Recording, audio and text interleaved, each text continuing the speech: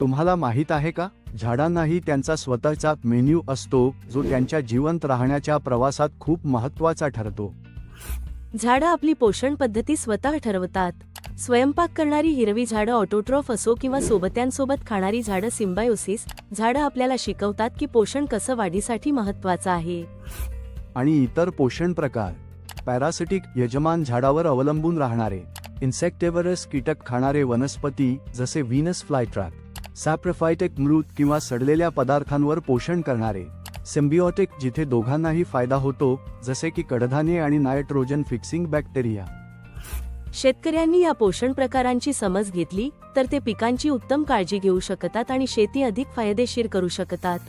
शास्त्रोक्त पद्धती जसे की माती परीक्षण आणि सूक्ष्मजीवांचे खत मायक्रोबियल इनोकुलंट्स वापरल्याने शेतीमध्ये क्रांती होऊ शकते आणि नफा दुपटीने वाढू शकतो.